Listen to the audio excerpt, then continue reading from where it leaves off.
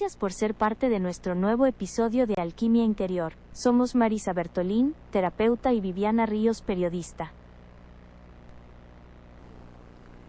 ¿Qué tal? ¿Cómo están ustedes? Para el que no vio el primer capítulo, la doctora es Marisa Bertolín, la terapeuta que está a cargo de este espacio, y yo soy Viviana Ríos, la que voy a hacerle algunas preguntas. ¿Qué tal, Viviana? ¿Todo bien? Sí, muy bien. ¿Todo bien? Bueno, en este segundo episodio decíamos en el primero, que dejamos pendiente, en el primero hicimos una introducción de lo que son las terapias holísticas en general y en la medida en que nos permitió el tiempo. Y a partir de ahora vamos a tratar de ir episodio a episodio de acuerdo a las inquietudes nuestras y a la de quienes nos están siguiendo también, que se pueden comunicar a través de nuestras redes sociales, dejar preguntas, hacer consultas que debidamente podemos llegar a desarrollar o responder a veces en forma directa y otras a través del espacio. Decíamos que en esa introducción dijimos que vamos a tratar de ir desarrollando algunas de las terapias que comprenden o algunas de las técnicas que comprenden las terapias holísticas.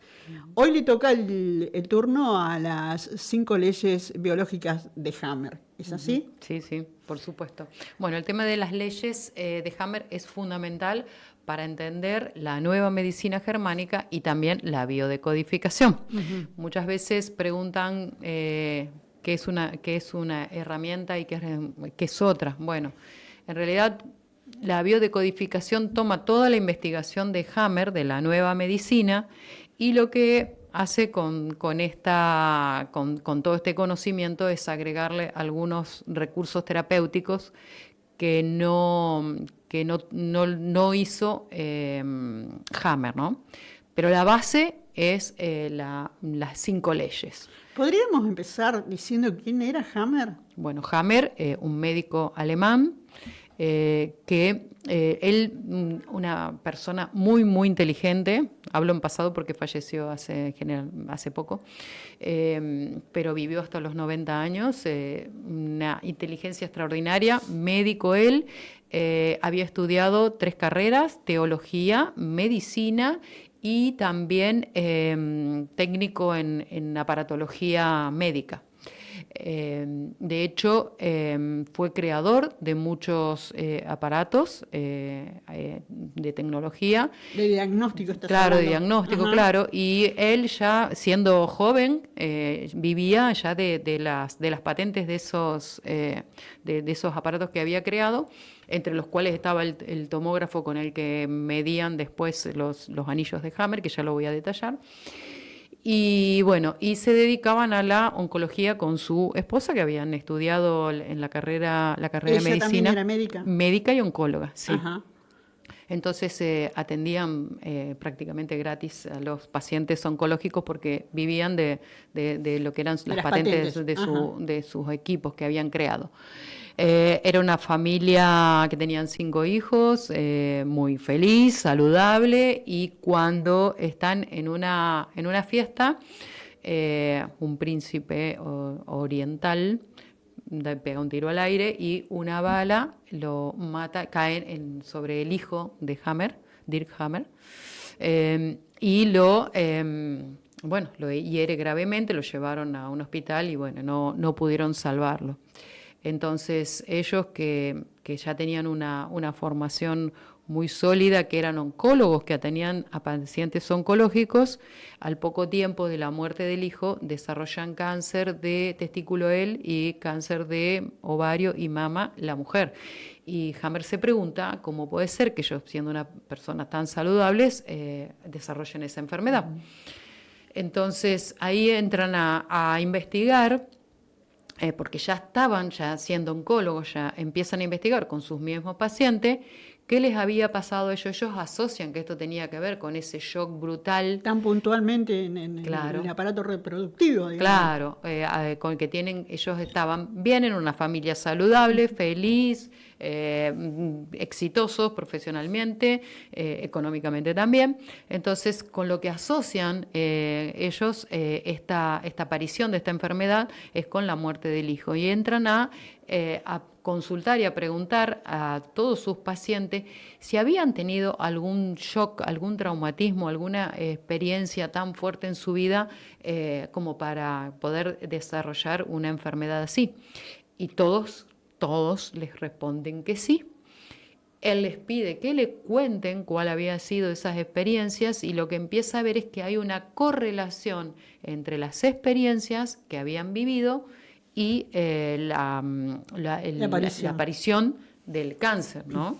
Entonces, ahí él entra a documentar y a ver esta correlación, y empieza a investigarlo con estos equipos que lo que hacían era detectar en el cerebro cuál era la zona que se había afectado con este trauma, y que era la que daba la orden de la enfermedad. La orden de la enfermedad, visto, digamos, desde la medicina anterior a lo que es la nueva medicina germánica, la medicina tradicional, claro. Entonces, esto que él mapeó en el cerebro, que eran como anillos que se hacían, él le llamó anillos, y los iba ubicando. Y los detractores de Hammer, por eso digo, cada vez que uno es adelantado a su tiempo, o cada vez que alguien, porque le pasó lo mismo a Bach cuando creó el sistema floral de Bach, cada vez que él mencionaba esto, se le reían y le llamaron los anillos de Hammer, como diciendo los anillos del loco. Y así quedó, el nombre no se lo puso él, se lo pusieron sus detractores, ¿no es cierto?, a los anillos de Hammer, que hoy se conoce, bueno, como anillos de Hammer por eso, justamente. Entonces, lo que él decía, que hay una conexión entre la psique, el cerebro y el órgano que se afecta, en donde, que eso tiene que ver con la primera ley, ¿no? En donde un shock biológico, un shock que en principio es físico, impacta en una parte del cerebro, y eso está relacionado, esa parte del cerebro está conectada con un órgano. Entonces, esa es la tribiología, ¿no?, de la enfermedad.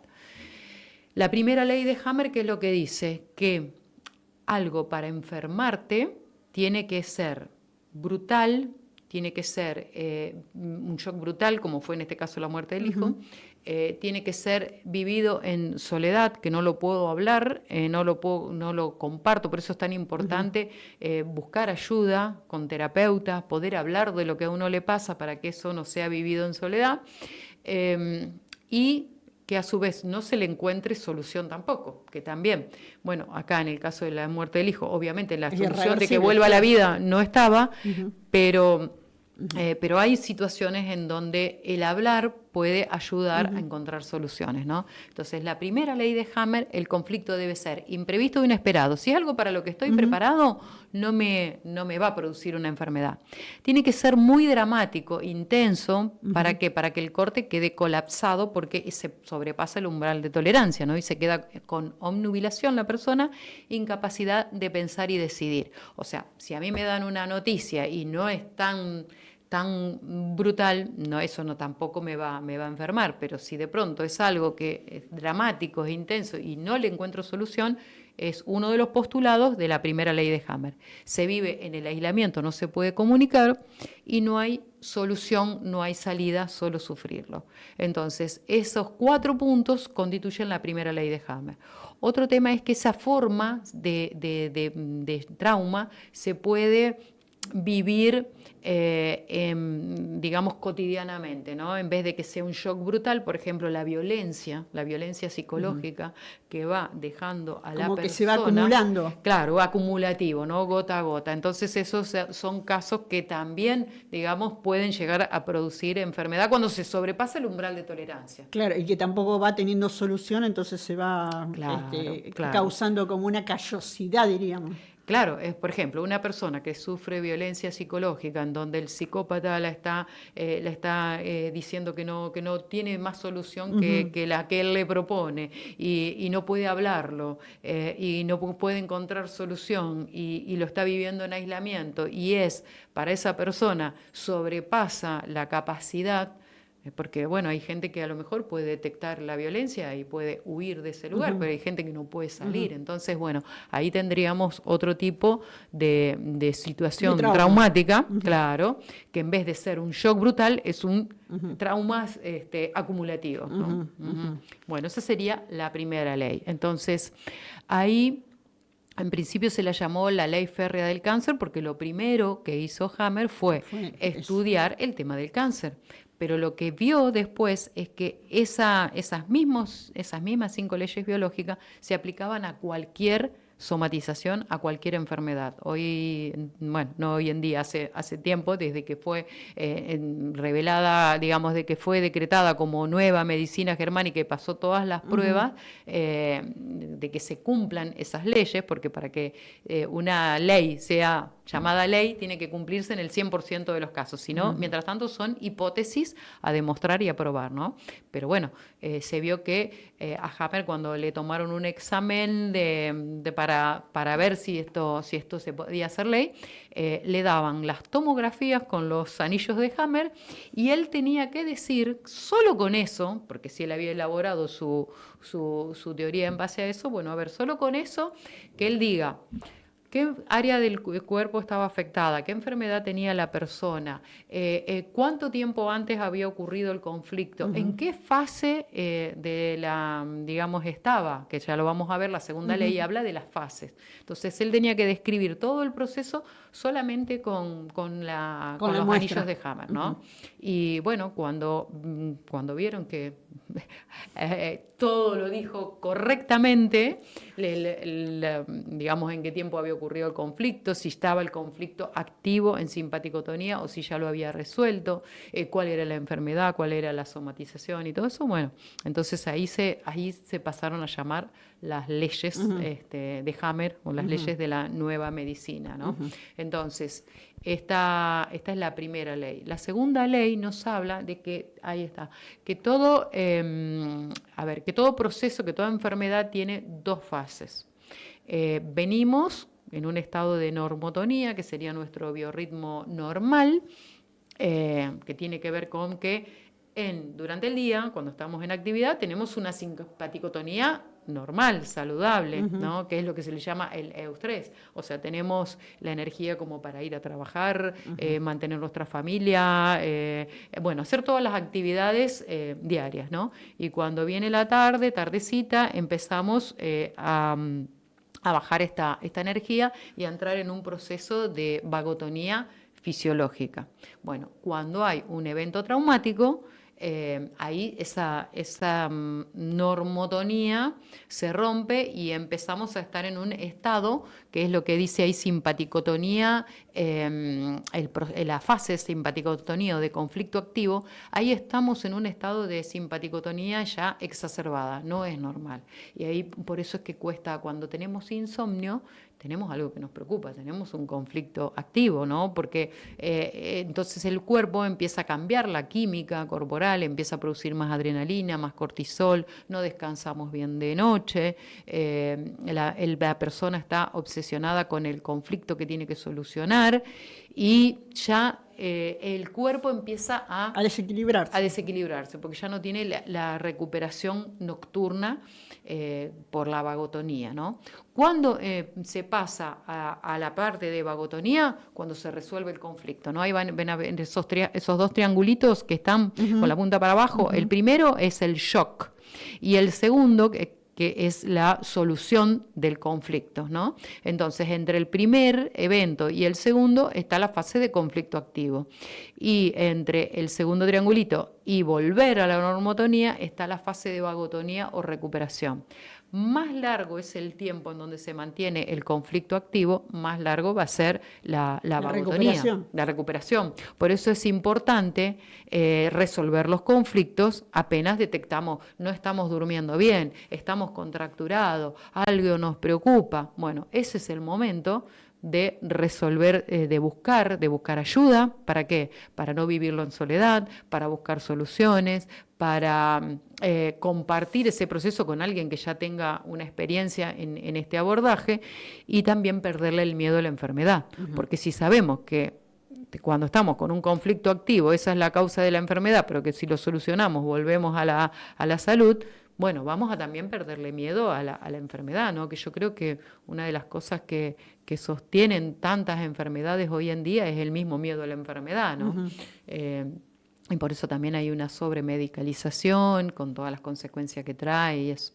Bueno, entonces la función de alguien que trabaja con la medicina germánica o con la biodecodificación, que toma como base la medicina germánica, es explicarle esto a la persona para decirle, bueno, a ver, estás con un conflicto activo, pero bueno, vamos a ver cuál es el evento que vos reconoces como traumático, desde cuándo estás así, lo ayudamos con herramientas que la persona pueda recordar, y cuando no recuerda, bueno, ahí yo, por ejemplo, también utilizo el testeo kinesiológico. Si la persona no puede recordar desde cuándo está así, entonces vamos con el testeo, que es una herramienta de acceso al inconsciente, a buscar en qué momento, en qué evento, en qué año, en qué mes, en qué circunstancia la persona rompió ese equilibrio, para que pueda ver cuál es ese conflicto que está desordenándole toda su salud y su cuerpo, ¿no? Porque puede suceder que se presente, supongamos,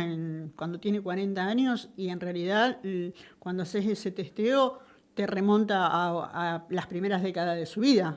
Lo que pasa que ahí estamos hablando esto del umbral, ¿no? Claro. O sea, uno puede tener un pequeño trauma cuando es niño, puede tener otro trauma cuando es adolescente, puede haber, pero cuando se sobrepasa ese umbral y cuando es muy dramático, ahí es donde produce la enfermedad. Entonces, lo que nosotros tenemos que hacer es ver de enseñarle a la persona cuál es el evento que superó el umbral ahora, con qué otras cosas está relacionado, porque si lo puede relacionar con otros eventos, también puede hacer una sanación hacia toda su infancia. Es más, hasta cuando depende de la herramienta que utilicemos, ¿no? Si estamos hablando de constelaciones, podemos sanar también el transgeneracional, el árbol, ver qué cosas, por qué nos tocó también eso en el destino, porque estamos implicados con alguien de nuestro árbol.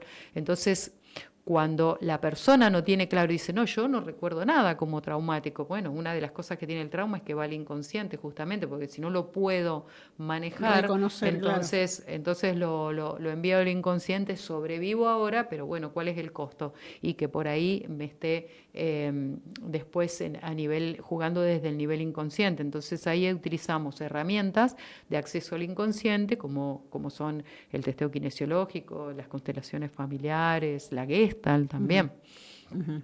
Bueno, la segunda ley de Hammer habla de esto, ¿no? De que la enfermedad tiene dos etapas, una fase en conflicto activo y la otra en vagotonía o conflicto resuelto, pero que todavía tenemos síntomas, porque resolvemos el conflicto, pero ¿qué pasa? Si me estuve un año exigiendo, estresando, consumiendo energía, después en la fase de reparación voy a tener que descansar más, voy a tener que dormir más, voy a tener que prestar atención a todas las necesidades que no estuve prestando cuando estaba en estrés, ¿no?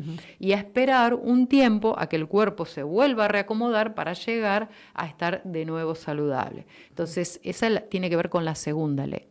La tercera ley nos habla de que según el conflicto impacta en distintos tejidos. Entonces tenemos el endodermo, que está formado por esa capa está formado por todos los órganos que tienen que ver con la supervivencia, ¿no? Aparato digestivo, que eso lo hemos estudiado en la primaria, ¿no? Aparato digestivo, aparato respiratorio, urinario, todo eso esos son órganos, sistemas, tejidos que tienen que ver con la supervivencia. Si me falla uno de esos, estoy en riesgo con la supervivencia, ¿no? Y eso y el mesodermo antiguo, que tiene que ver con la protección, tanto la protección propia, como es, por ejemplo, todo lo que es dermis, todo lo que es el recubrimiento de eso, el recubrimiento de todo el sistema digestivo es el peritoneo. El recubrimiento del corazón, que es fundamental para la vida, es el pericardio. El recubrimiento del tejido de los pulmones, la pleura. Bueno, todo eso que forma el mesodermo antiguo es recubrimiento para proteger los órganos de supervivencia, y las glándulas mamarias que compartimos con los animales mamíferos, con lo que está relacionado es con la protección del nido. Tengo que alimentar a mi cría. Los órganos, como la parte, digamos, los genitales, digamos, por ejemplo, útero, ovario, próstata, los espermatozoides que se producen también en los testículos, todo esto está relacionado con la creación de nueva vida y mantenimiento no de la propia vida, sino de la especie. Todo eso forma parte de lo que es el cerebro arcaico antiguo que compartimos con los animales. Y esas dos capas, endodermo y mesodermo antiguo, forman lo que sería la parte de cerebro antiguo y todos los órganos y los sistemas compatibles con la vida. Entonces, eso, ¿por qué lo diferenciamos? Cerebro antiguo de cerebro nuevo, que es el que tienen los seres humanos y no lo comparten con los animales, porque las respuestas de nuestro cuerpo son las mismas que las de los animales cuando hablamos de cerebro arcaico. O sea, lo instintivo sería. Claro, lo instintivo y lo que tiene que ver con la supervivencia. Entonces, te pongo un ejemplo con un animal y que respondemos nosotros igual. A un animal le matan un hijo, pierde una cría, y que lo que hace el animal, pero porque es un programa biológico, no es que lo tiene que pensar el animal, es un programa biológico que está relacionado con la supervivencia de la especie, empieza a producir más células de ovario, empieza a producir más células de espermatozoide. ¿Para qué? Para que tengan enseguida otra cría que suplante a la que murió, y que la madre tenga leche para alimentar esa cría. Eso, que es un programa biológico que frente al shock, a la muerte de una cría, lo que hace es que se pueda tener otra cría. En el humano también funciona de la misma manera, porque es la parte de nuestro cerebro animal, nuestro cerebro arcaico. El tema es que nosotros ya no somos animales y no vamos a reemplazar un hijo con otro, ¿no? Pero el programa biológico... A veces sí. Bueno, a veces sí. Y bueno, y de hecho, a veces sí trae otras consecuencias, ¿no? Bueno, de hecho, eso es la supervivencia, ¿no? Las que han reemplazado un hijo con otro, por lo menos se mantuvieron en la vida y no les dio un cáncer. Entonces, eso es lo que dice Hammer, ¿no? Y dicen los biodecodificadores. En realidad, el hacer esto, en realidad está salvando la vida. Entonces, antes que se mueran los padres, digamos, por lo menos están vivos para los otros hijos. Pero bueno, trae otras consecuencias en donde hay después, desde las constelaciones lo vemos, hay un desorden en donde uno ocupa el lugar de otro. Pero bueno, cuando está en riesgo la vida, y bueno, por lo menos salvamos la vida, ¿no? Si uno reemplaza. Si uno no reemplaza, porque ya no tiene otros hijos, como en el caso de Jaime, que ya tenía los hijos adolescentes, claro. ¿Qué pasa?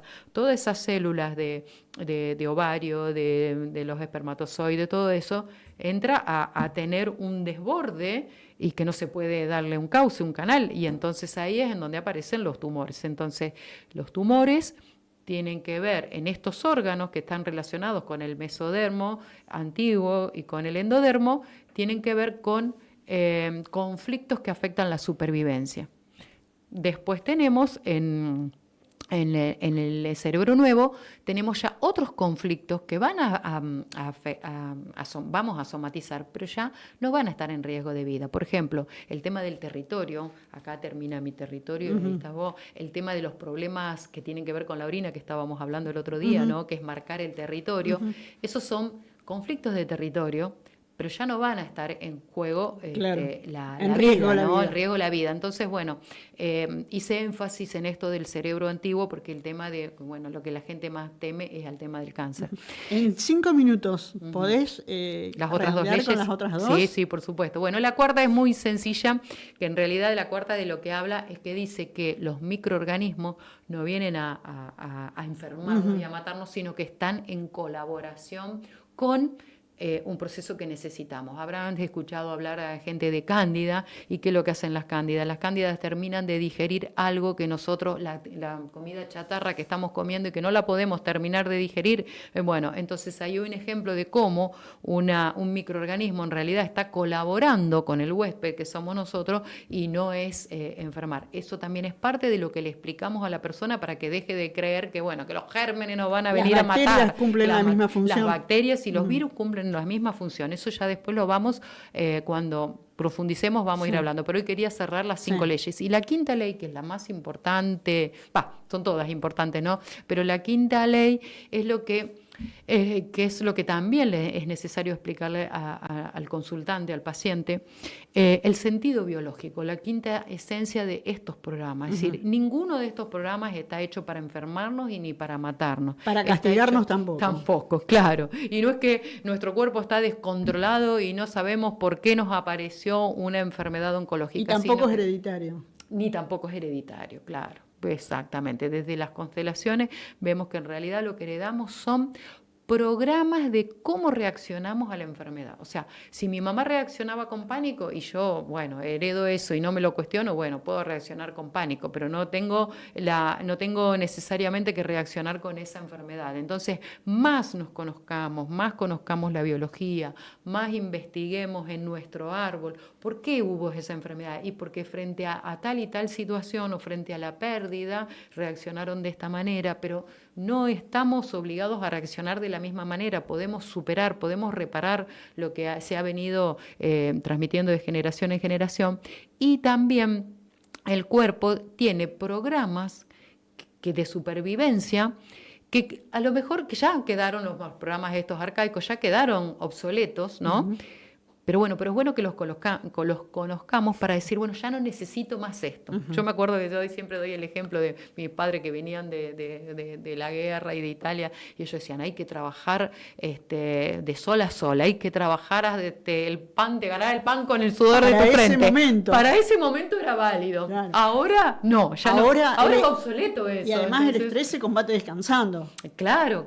Y es más, nos curamos descansando. Entonces, para eso era válido.